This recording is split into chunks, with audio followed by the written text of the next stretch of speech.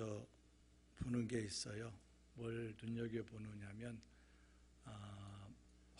화분에 있는 나무, 그리고 저 주차장 옆에 있는 그 무슨 꽃이지요? 국화. 국화가 시들어 있는지 아니면 잘 있는지. 이 나무와 국화들이 하늘을 고개를 들고 싱싱하게 살아있기도 하지만 물을 못 줄 때가 있습니다. 물을 주지 않거나 아니면 거센 바람이 지나고 나면 어느새 그 잎사귀들이 시들시들하고 고개를 폭 숙이고 있어요. 사람도 그런데 그 식물과 같더라고요. 그 식물과 같아서 마음의 메마른 환경이 계속되면, 또 인생의 거센 바람이 지나가면 우리 어깨는 자기도 모르게 누가 어깨를 내리라고 하지 않아도 어깨가 축 내려앉고 자꾸 시선은 땅으로 이렇게 내려가게 됩니다. 사람도 사람 얼굴도 마주치려고 하지 않고 하늘도 보려고 하지 않고 자꾸 고개를 떨구게 되지요. 근데 잎사귀가 고개를 떨어뜨린다고 해서 뿌리가 아직 죽은 것은 아니거든요. 물을 주거나 지금처럼 단비 한 줄기가 내리면 그 쭉 늘어졌던 잎사귀들이 다시 하늘을 향해서 고개를 들게 됩니다. 우리 국화들도 더울 때 물을 주면 안 된다고 해서 오후 되면 그 그늘이 쫙 지거든요. 그래서 제가 이렇게 물을 주다가 물을 주고 호수를 또 정지를 하고 성질이 나더라고요. 그래서 보기 싫어도 호수를 쫙 깔아놔 버렸어요. 처음에 이제 뜨거우면 물을 좀 빼고 이렇게 하면 되니까. 그럼 시들시들했던 이 국화가 물을 딱 주게 되면 조금 있으면 언제 시들었냐는 듯이 고개를 빳빳하게 들고 하늘을 쳐다보게 됩니다. 여러분, 오늘 이 시간 저는 바로 그 단비 같은 말씀을 여러분에게 전하려고 합니다. 제 설교가 단비가 아니라 하나님의 말씀이 단비인 겁니다. 이 하나님의 말씀, 단비 같은 말씀을 여러분들에게 전하고자 합니다. 고개를 들 힘이 없으신 성도, 또 하나님 앞에 얼굴을 들 자신이 없으신 분, 그 모든 분들을 위해 하나님께서 이 말씀을 예비해 두셨습니다. 우리처럼, 아니 우리보다 훨씬 더 깊고 고통스러운 그 밤을 지났던 한 사람이 등장합니다. 바로 다윗이지요. 그의 고개도 땅에 닿을 만큼, 그가 코가 땅에 닿을 만큼 아주 고개를 푹 숙이고 걸어가고 있는 그 다윗을 우리가 볼 수가 있어요. 오늘 보면 시편 3편을 자세히 보면 시편 3편은 몇 절로 되어 있지요? 8절로 되어 있거든요. 그런데 이 8절 시에 셀라라고 하는 그 괄호가 몇 번 나오느냐면 자그마치 3번 나와요. 근데 시편이 150편이거든요. 150편에서 셀라가 몇 번 나오느냐면 71회 나와요. 71회 나오는데 시편을 읽다 보면 어떤 시편은 막 절수가 엄청나잖아요.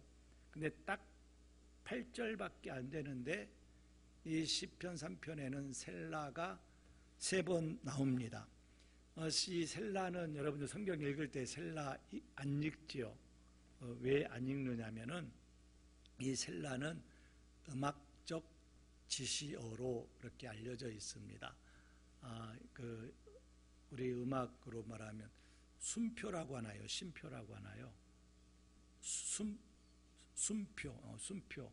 그런 지시어일 것 같아요. 잠시 멈추어라. 목소리를 좀 쉬었다가 높여라. 그리고 찬양을 고조시켜라. 그런 뜻인데 2절 끝나고 셀라, 그리고 4절 끝나고 셀라, 그리고 8절 끝나고 셀라, 이렇게 3번 나와요. 그런데 이 셀라는 잠시 멈추어서 한번 깊이 생각해봐라. 1절, 2절 끝나고 한번 잠시 깊이 묵상해봐라. 그리고 3절, 4절 끝나고 또 한번 잠시 내용이 어떤 건지 묵상해봐라.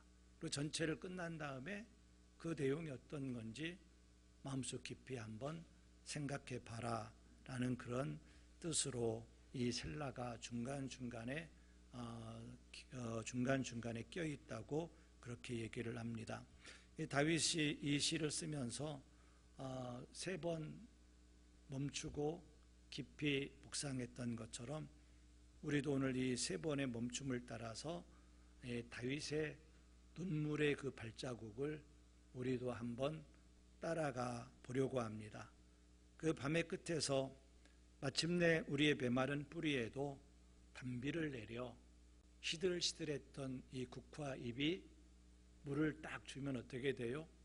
뻣뻣하게 고개를 들고 하늘을 쫙 바라보는 것처럼 여러분, 영적인 여러분의 믿음의 뿌리에도 단비와 같은 말씀이 오늘 뿌려져서 여러분들의 고개를 들게 되기를 주님의 이름으로 축원합니다. 1절과 2절을 보겠습니다. 여호와여, 나의 대적이 어찌 그리 많은지요. 일어나 나를 치는 자가 많으니이다. 많은 사람이 나를 대적하여 말하기를 그는 하나님께 구원을 받지 못한다 하나이다. 이 시편의 표제어는 다윗이 그의 아들 압살롬을 피할 때 지은 시입니다.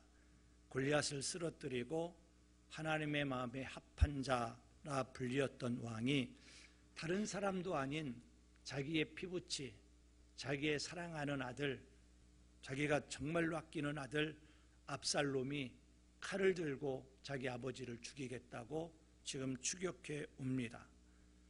다윗은 왕관도 벗고 도망치는 밤을 배경으로 하고 있는 거지요. 도망칠 때 다윗의 그 모습이 사무엘하 15장 30절을 보면은 이렇게 기록을 하고 있습니다. 다윗이 감람산 길로 올라갈 때에 그의 머리를 그가 가리고 맨발로 울며 가고. 다윗은 거지가 아니거든요. 왕이었거든요. 그런데 얼굴을 풀어서 얼굴을 가리고 부끄러우니까 그러겠지요. 그리고 신발도 제대로 못 신고 맨발로 도망가고 그러면서 울면서 가고 있다는 거지요. 머리를 가리고 맨발로 울면서 이 세 마디 속에 다윗이 감당해야 했던 수치와 배신 그리고 자기 죄의 결과 앞에서 무너져 내린 그 절망의 무게가 고스란히 담겨져 있습니다. 그런데 성도 여러분, 이 다윗을 진짜 무너뜨린 것은 그에게 많은 대적들이 있었다겠어요. 그 많은 대적들, 수를 셀 수 없이 압도적으로 많은 대적의 숫자 때문에 다윗이 무너져 내린 게 아니에요. 그가 진짜 무너져 내린 것은 2절에서 사람들이 던진 그 말 한마디 때문입니다. 뭐라고 던졌느냐면 그는 하나님께 구원을 받지 못한다. 다윗, 너는 하나님께 도움받지 못해. 너 하나님께서 너를 잊어버렸어. 너를 기억하지도 않아. 너는 하나님께 도움을 받지 못한다. 이것이 다윗을 무너뜨렸습니다. 대적들은 다윗을 이제 왕의 자리에 쫓겨나서 도망가니까 옛적에 그의 실수, 그의 죄들을 지적하면서 그를 비웃었겠지요. 옛죄 밧세바와 우리아의 사건을 끄집어내고 정죄하지 않았을까? 내가 그런 죄를 짓고도 하나님의 사람이냐? 하나님이 너를 도우시겠느냐? 너는 하나님께 도움받지 못한다. 그들은 다윗의 과거를 근거로 그의 미래 전체를 자기 마음대로 판결해버립니다. 너는 하나님께 도움받지 못한다. 네 인생은 끝났다. 너는 망했다. 사람들이 그렇게 다윗에 대해서 마지막 그의 인생의 미래에 대해서 그렇게 판결을 해버려요. 사탄은 오늘 우리에게 다윗에게 그 화살을 쏘아댔던 것처럼 우리에게도 화살을 쏘아댑니다. 우리가 실패했을 때, 우리가 병들었을 때, 우리가 고난당할 때 이 사탄이라는 이 작자가 우리에게도는 하나님께 도움받지 못한다. 너는 하나님께 너를 구원하지 않으신다라고 우리에게도 그런 화살을 이 사탄이 계속 쏘아댑니다. 그 사탄의 궁극적 목적은 우리의 환경을 무너뜨리는 게 아니에요. 사탄의 목적으로 환경을 무너뜨리는 것이 아니라 하나님과 우리와의 관계를 끊어내는 데 있습니다. 계속 너는 하나님께 도움받지 못한다.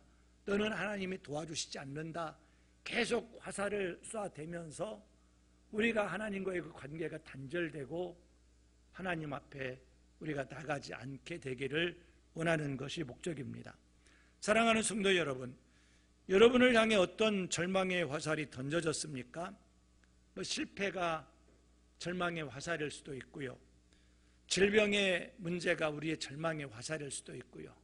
또 가정의 여러 가지 복잡한 문제들이 그런 우리의 절망의 화살일 수 있고요. 자녀의 문제가 우리에게 화살이 되어져서 너는 하나님께 도움받지 못한다. 너는 구원받지 못한다고 조롱을 했습니까? 그런 여러 가지 조롱들이 우리들에게 있을 수 있어요. 그러나 그 조롱에 절대로 여러분들 동의하지 마시기 바랍니다. 너는 하나님께 절대로 도움받지 못해. 그렇게 우리에게 화살을 쏘아대고 우리를 비난하고 우리를 욕해댈 때 여러분들 절대로 동의하지 마시기 바랍니다. 믿음은 현실을 부인하는 고집이 아닙니다. 다윗도 대적이 많다는 사실을 부인하지 않았어요. 대적이 많다. 내가 힘들다. 이걸 부인하는 게 아닙니다. 문제는 문제로 인정하십시오. 우리에게 문제가 있으면 문제가 있다. 인정하십시오. 내가 병들었으면 내가 병들었다 인정하십시오. 내가 실패했으면 내가 실패했다. 여러분들 인정하십시오. 그러나 그 문제가 여러분의 미래를 판결하도록 허락하지는 마시기 바랍니다. 내가 병들었기 때문에 나는 죽는다. 그렇게 판결하도록 내버려 두지 마십시오. 내가 실패했기 때문에 나의 미래는 더 이상 없다. 그렇게 판결하도록 여러분을 허락하지 마시기 바랍니다.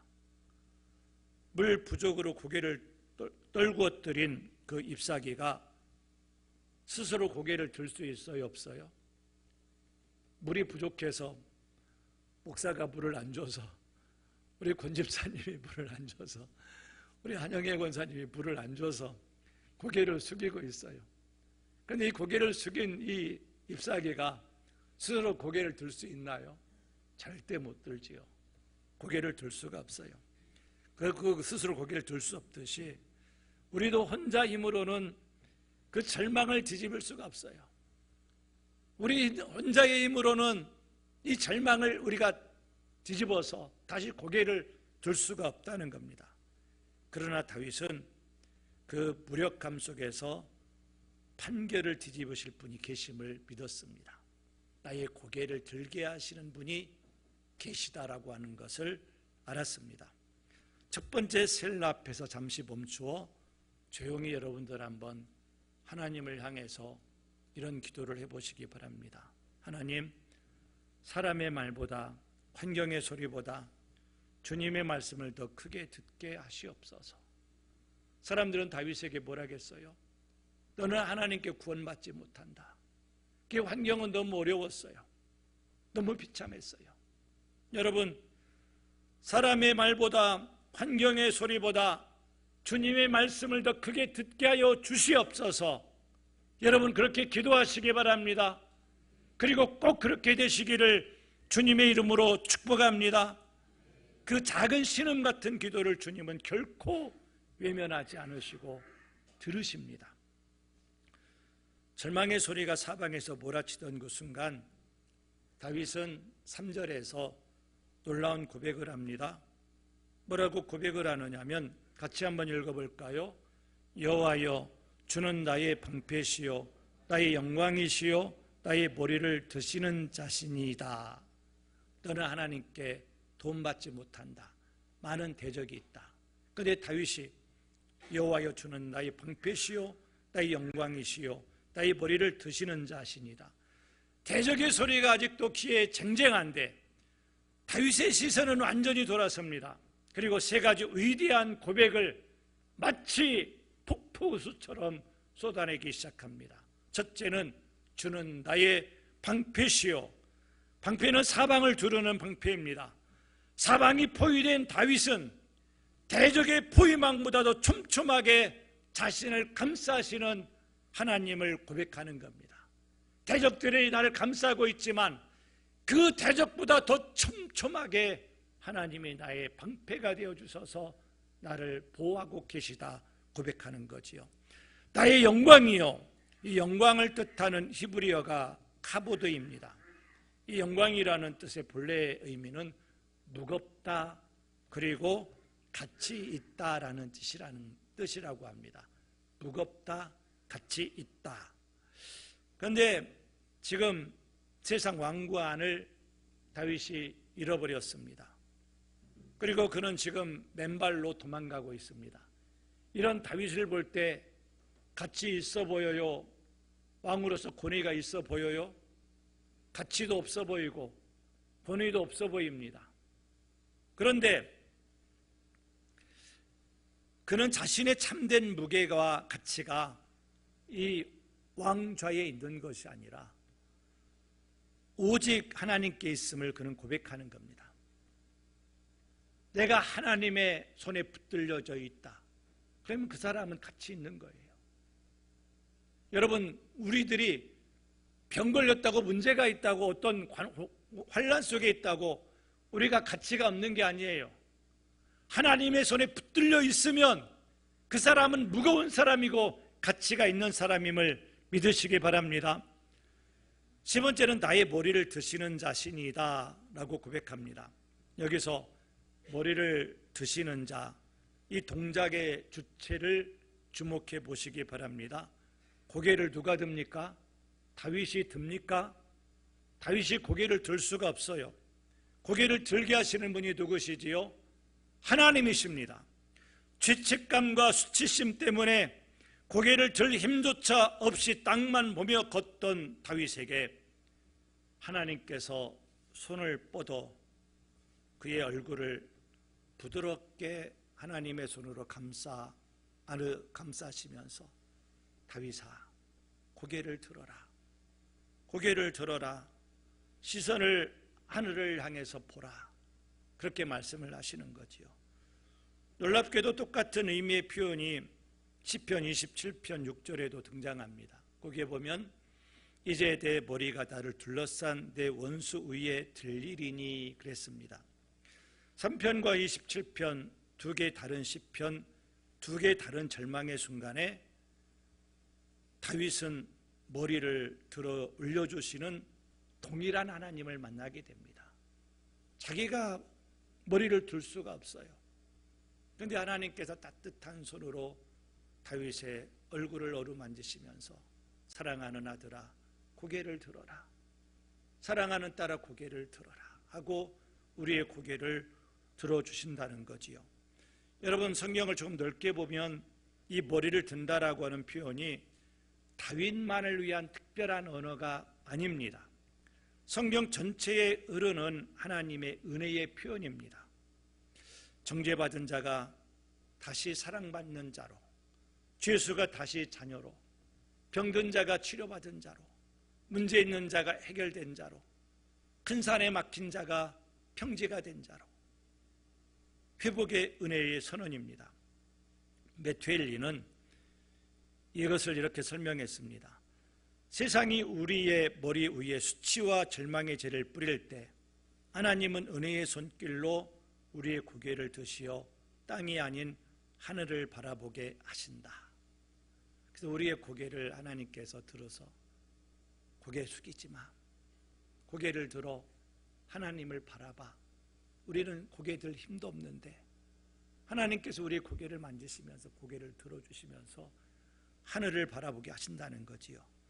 그리고 그 은혜의 손길이 향한 곳은 골고다 언덕의 십자가입니다. 예수님이 바로 하나님, 그 하나님이 우리 죄와 수치를 대신 짊어지시고 골고다에서 마지막 어떻게 하지요? 고개를 어떻게 해요? 떨구십니다.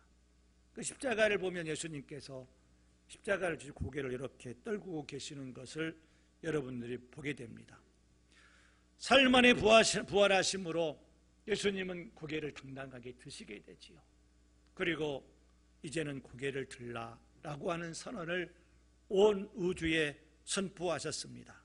로마서 8장 1절, 그러므로 이제 그리스도 예수 안에 있는 자에게는 결코 정죄함이 없나니, 우리 예수님께서 우리의 모든 죄값을 다 치러주셨기 때문에 우리는 더 이상 고개를 숙일 필요가 없다는 겁니다. 고개를 들라. 내가 죄값을 다 치러주었다. 예수님 안에서 여러분은 정죄받은 자가 아니라 하나님이 친히 고개를 들어 올리시는 하나님의 거룩한 자녀임을 믿으시기 바랍니다. 4절을 보십시오. 내가 나의 목소리로 여호와께 부르짖으니 그의 성산에서 응답하시는도다. 광야에서 흙먼지를 뒤집어 쓰고 맨발로 도망가는 다윗의 신음 같은 기도가, 그때 다윗이 어떻게 기도했을까요? 사람들이 막 욕하면서 너는 구원받지 못한다, 하나님이 너를 구원하지 못한다, 맨발로 도망가니까 얼마나 뜨겁고 얼마나 아팠을까요? 피를 흘렸을지도 몰라요. 그리고 얼마나 수치스러웠을까요? 도망가면서 다윗이 하나님 도와주세요, 하나님 불쌍히 여겨주시옵소서, 신음 같은 기도를 했겠지요. 그 신음 같은 기도가 하나님의 영광이 거하시는 성산에까지 도달했습니다.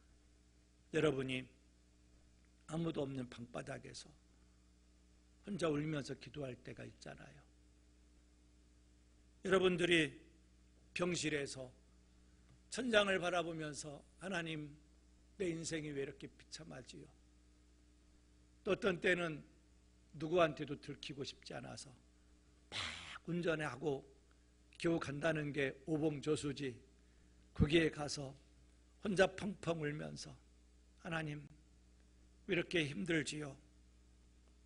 그렇게 기도할 때 하나님은 결코 그 기도를 외면하지 않으셔요.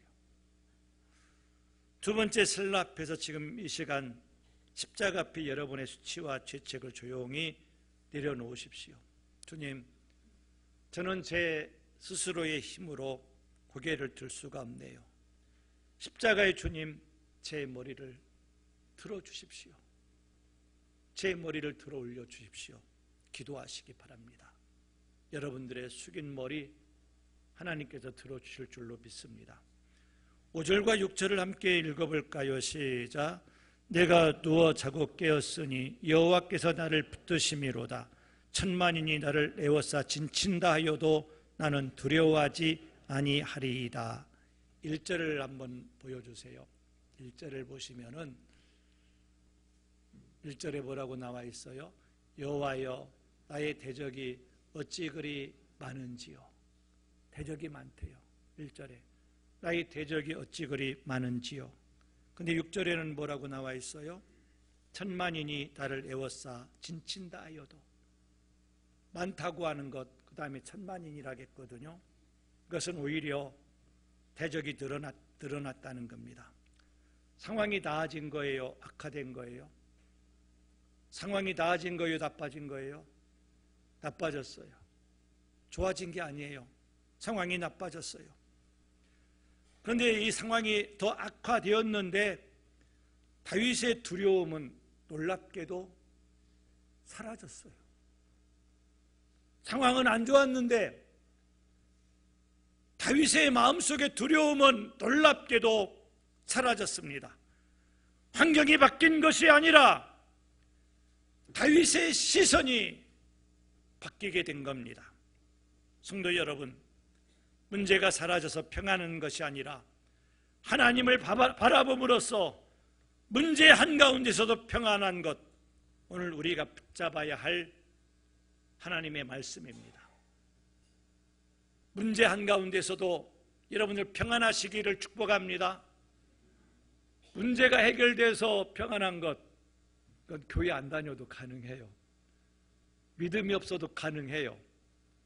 그런데 문제가 더 심각해졌는데도 마음이 평안해지는 것, 그건 해석할 수가 없어요. 설명이 불가능해요. 그런데 다윗이 그렇게 됐다는 거예요. 왜 그랬을까요? 하나님을 바라봄으로써 문제 한가운데서 평안을 발견한 겁니다. 다윗이 있던 곳은 안락한 궁궐이 아니라 언제 압살롬의 창끝이 목을 겨눌지 모르는 위험한 광야였습니다. 그런데 그는 정신 나간 사람처럼 단잠을 잤다네요. 단잠을 자고 깨어났다네요. 이게 제정신이에요. 정신 나간 사람이지. 사람이 볼 때는 정신 나간 사람일 거예요. 그런데 그렇게 단잠을 자고 깨었던 이유가 있어요. 왜 그랬을까요? 여호와께서 나를 붙드심이라. 하나님이 나를 붙들어 주셨기 때문에 환자 침상에서 쿨쿨 잠을 잘 자네. 하나님이 나를 붙들어 주셨기 때문에 남들이 볼 때는 제정신이 아니라고 하는데 평안한 잠을 자는 겁니다. 종교개혁자 존 칼빈이 이렇게 말했습니다. 다윗이 원수들 가운데서 잠을 잘 수 있었던 것은 외적인 평화가 있어서가 아니라 하나님의 신실한 약속이 그의 마음을 지배했기 때문이다. 믿음은 환경의 폭풍을 잔잔하기 전에 먼저 우리 마음의 폭풍을 잔잔케 한다. 이게 믿음이라는 거예요. 아셨지요? 그 믿음 우리에게 있기를 축복합니다. 그 믿음 여러분의 믿음이 되기를 축복합니다. 7절에서 다윗의 기도의 함성을 지릅니다. 여호와여 일어나소서, 나의 하나님이여 나를 구원하소서. 주께서 나의 모든 원수의 뺨을 치시며 악인의 일을 꺾으셨나이다. 일어나소서. 많이 듣던 얘기지요. 광야를 지날 때에 모세가 외쳤던 말입니다. 법궤를 들고 행진할 때에 여호와여 일어나소서, 다윗이 여기서 여호와여 일어나소서 이렇게 외쳤던 이유는 하나님, 지금 이 문제는 나의 문제가 아니라 이제 하나님의 문제입니다. 이 싸움은 나의 싸움이 아니라 이제 하나님의 싸움입니다. 여러분들의 문제를 여러분의 문제로 만들지 마시기 바랍니다. 여러분의 싸움을 여러분의 싸움으로 만들지 마시고 누구의 싸움이 돼야 돼요? 하나님의 싸움이 돼야 되고 하나님의 문제가 돼야 됩니다. 하나님, 내 질병이 이제 하나님의 문제입니다. 내 가정의 문제가 이제는 하나님의 문제입니다. 하나님 싸워주시옵소서, 해결해 주시옵소서. 여러분들 외치시기 바랍니다. 더 놀라운 것은 시제예요. 과거냐 현재냐 미래냐. 7절 마지막에 보십시오. 주께서 나의 원수의 뺨을 치시며 악인의 일을 어떻게 했다고요? 꺾으셨나이다는 현재예요 과거예요? 과거입니다. 우리 이병철 집사님이 과거래요. 그럼 과거가 맞습니다. 그런데 압살롬의 근대는 아직 그대로 있어요. 아직 해결된 것이 아니에요. 그런데 다윗은 이미 승리한 일처럼 과거형으로 고백합니다. 믿음은 눈에 보이는 현실이 아니라 하나님의 신실하심을 따라 미리 선포하는 겁니다. 지금 새벽마다 시편을 보는데 시편에 한결같은 공통점이 있어요. 아직 해결되지 않았는데 해결됐다고 찬양하는 거예요. 아직 문제가 그대로인데 승리했다고 찬양하는 거예요. 이게 믿음입니다. 8절 위대한 결론이 터져 나옵니다. 구원은 여호와께 있사오니 주의 복을 주의 백성에게 내리소서. 그 하박국 볼 때 맥주감사절 그때 구원은 히브리어로 예슈아라겠지요. 예슈아. 그래서 히브리 사람들은 예수님을 예수라고 말하지 않고 예슈아 그렇게 부른다겠지요. 예슈아. 그래서 다윗의 오래된 고백이 마침내 예수 그리스도 안에서 완성이 됩니다. 그래서 구원은 우리의 노력으로 되는 거예요? 아니면 하나님의 은혜예요? 하나님의 은혜지요. 시들시들한 화분의 그 화초가 고개를 들 수 있는 것은 자기 자신이에요? 아니면 누군가가 물을 주어야 돼요? 누군가가 물을 주어야 됩니다. 그래서 구원은 우리의 노력과 성취가 아니라 오직 여호와께 있습니다. 성도 여러분, 이 확신은 관념으로만 머물지 않습니다. 성령께서 이 확신을 심어주실 때 고난 앞에서 절망 대신에 그래도 나를 구원하시는 주님을 보게 하소서 기도하게 하십니다.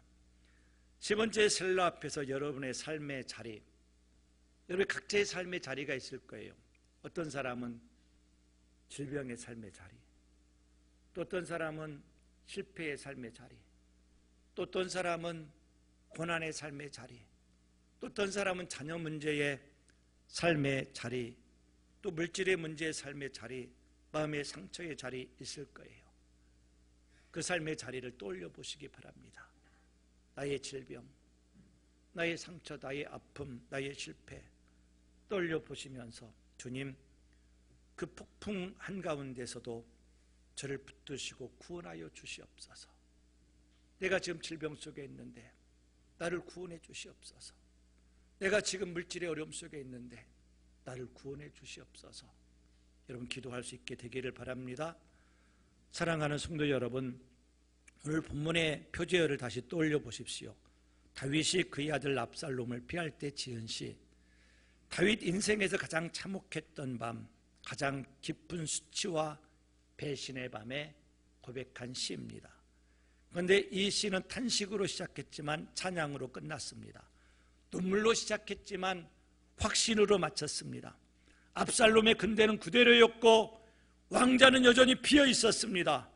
달라진 것은 오직 하나, 다윗의 시선이 땅이 아니라 땅에서 하늘로 옮겨졌다는 겁니다. 서론에서 말씀드린 교회의 화분의 그 잎사귀를 다시 떠올려 보십시오. 물이 부족해 고개를 떨어뜨렸던 그 잎사귀가 지금처럼 단비를 만나 다시 하늘을 향해 얼굴을 드는 것처럼 오늘 이 말씀이 여러분의 심령에 촉촉한 단비가 되기를 축복합니다. 오랜 병환으로 지쳐있는 우리 성도들, 자녀 문제로 답답한 우리 성도들, 마음의 상처와 물질의 무게로 숨을 허덕이는 성도들, 그 모든 성도 여러분에게 오늘 이 말씀이 하나님의 음성으로 들려지기를 축복합니다. 하나님께서는 힘든 여러분에게 더 강해져라 다그치지 않아요. 내가 병든 것도 힘든데 그러지 마, 더 힘내야 돼. 하나님 그렇게 다그치지 않으셔요. 오늘 하나님은 여러분에게 하시는 말씀이 이겁니다. 내가 내 고개를 들려 올려주겠다. 내가 병들어서 고개 숙이고 있는데 내가 너 고개를 붙잡아주고 네 고개를 들어 올려주겠다. 여러분이 힘들어 고개를 드는 것이 아니, 여러분들이 힘을 내어서 고개를 드는 것이 아닙니다. 하나님께서 지금 이 순간 다가오셔서 강하고 따뜻한 손으로 여러분들의 지친 얼굴을 친히 감싸시고 고개를 들어 올려주시고 계십니다. 지금 여러분 느껴지시나요? 여러분의 얼굴을 하나님의 그 손으로 들어 올려주시고 계십니다. 여러분, 그 손에는 못자국이 있습니다. 우리 모든 수치와 절망을 십자가에서 대신 감당하시고 사흘 만에 부활하심으로 이제는 두려워하지 말라 선언하신 예수님의 손입니다. 그 손이 지금 여러분들의 얼굴을 포근하게 감싸며 사랑하는 아들아, 사랑하는 딸아, 고개 들어. 내가 힘을 줄게. 내가 힘을 줄게. 여러분, 한 주간 동안 매일 아침 오늘 설교를 들으시고 한 주간 동안 매일 아침 새 날을 맞이할 때마다 이렇게 선포하십시오. 한번 같이 5절, 6절 읽겠습니다. 시작. 내가 누워 자고 깨었으니 여호와께서 나를 붙드심이로다. 천만이 나를 애워싸 진친다 하여도 나는 두려워하지 아니하리이다. 일주일 동안 매일 아침 일어나서 꼭 외치시기 바랍니다.